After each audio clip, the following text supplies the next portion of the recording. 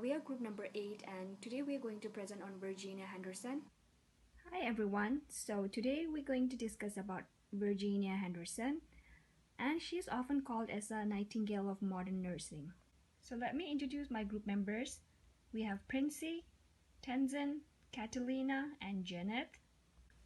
So our theorist, she is called as a mother of modern nursing, and she was born in the year 1897 in Kansas City, Missouri, and she holds a diploma in nursing from Army School of Nursing, Walter Reed Hospital, Washington, D.C. in the year 1921.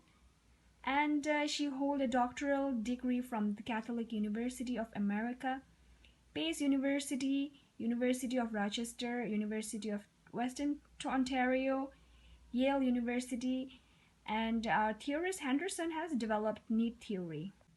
Assumptions: nurses care for patients until they can care for themselves once again. Patients desire to return to health. Nurses are willing to serve, and that nurses devote themselves to the patient day and night. The mind and body are inseparable and are interrelated. Major concepts of the theory: human or individual. Patient needs nursing care but did not limit nursing to illness. Society or environment. Beliefs: nurses work for individuals who are unable to function independently. Nursing and health. The unique function of a nurse is to assist the individual, sick or well, and to help to gain independence as quick as possible. And the sub-concepts, it's divided into 14 components. And the 14 components are again divided into 3. That's physiological, psychological, and sociological.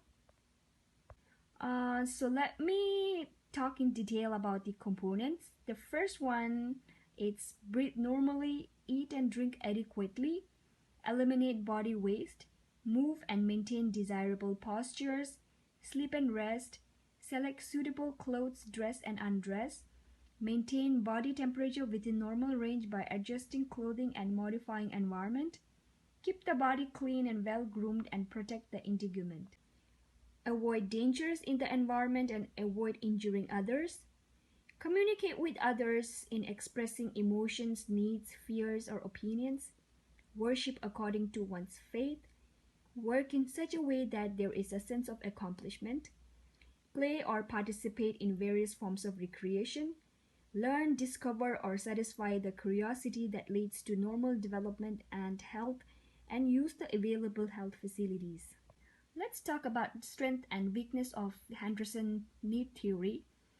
And the strength is the 14 components of basic nursing is uncomplicated and self-explanatory, and nurses can apply in their practice without any guidance.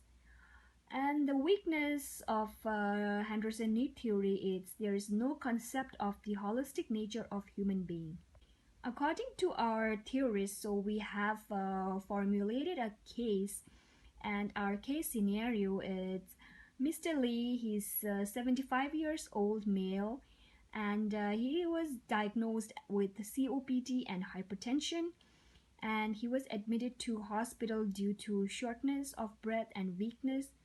And patient is on 2-liter oxygen via nasal probe, and patient is religious, and he mentioned about God, prayers, and spiritual beliefs, and he thinks it gives him a comfort as a source of comfort for him. Okay, so we are using our theoretical framework to create client assessment, nursing interventions, and rationale using your theory, client goals, client evaluation. As an introduction, I will present our case scenario, which is Mr. Lee, a 75-year-old male who presented to ER with his wife complaining of shortness of breath, coughing, and thick sputum expectorations. Mr. Lee is married, have 2 children, and being a smoker of 30 pack per year, quit after MI, developed as a confident, no alcohol or illicit drug use. Past medical history: heart failure following myocardial infarction at the age of 54, COPD on 2-liter nasal prone home oxygen, and he is hypertensive. And the family history: his mother died of myocardial infarction at very young age, father alive confronting with atrial fibrillation and heart failure, medications and allergies. And he is on lisinopril 20 mg twice daily, metoprolol 50 mg twice daily, spironolactone 25 mg daily, and he is on furosemide 40 mg daily. And then he's on inhaler salmeterol 50 dry powdered inhaler DPI 1 puff inhale twice daily, tiotropium DPI 1 cap inhale daily. And he is on albuterol and ipratropium meteor dose inhaler MTI or solution for nebulization every 6 hours as needed. And he is on home oxygen 2 liter as needed. He doesn't have any non-allergies. And on the client assessment, client confessed that medication was taken randomly due to lack of income. On physical examination,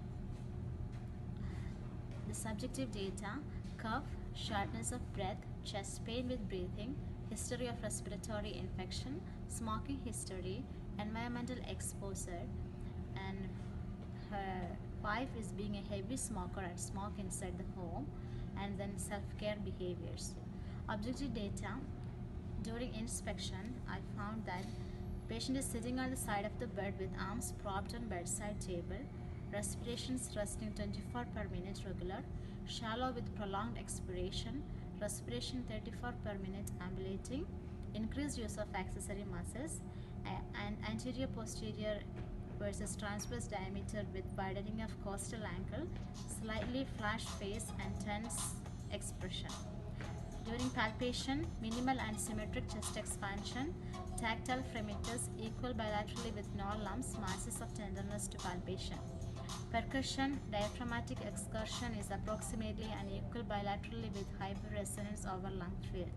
Auscultation, breath sounds diminished, expiratory wheezes through posterior chest, right more increased than left and no crackles noted.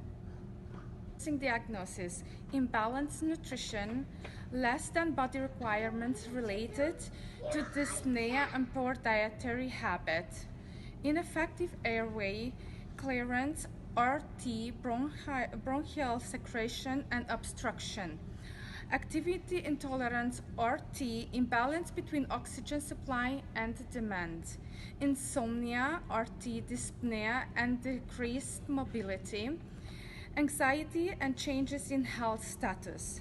Nursing intervention and rational using in theory are the assessed respiratory status and level of consciousness every 1 to 2 hours until stable, then at least every 4 hours.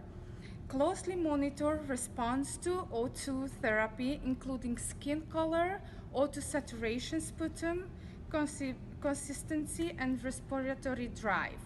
Increase fluid intake to at least 2,500 per day and provide humidifier. Elevate head of bed at least 33 degrees at all time. Administer medication as ordered, providing mouth care after inhalers. Contact respiratory therapy for percussion and postural drainage following inhaler treatments. Meet with Mr. Lee's family to develop a post-discharge care plan. Refer to home health department for using follow-ups. Refer to social services for possible assistance with home maintenance and financial support. For the client goals is goal number 1, it's empower people with COPD and their families and caregivers to recognize and reduce the burden of a COPD. Goal 2 is to improve the prevention, diagnosis, treatment, and management of the COPD by improving the quality of care delivered across the healthcare continuum. Goal 3 is collect, analyze, report, and disseminate COPD-related public health data that drive change and track progress. Goal 4, increase and sustain research to better understand the prevention pathogenesis, diagnosis, treatment, and management of COPD.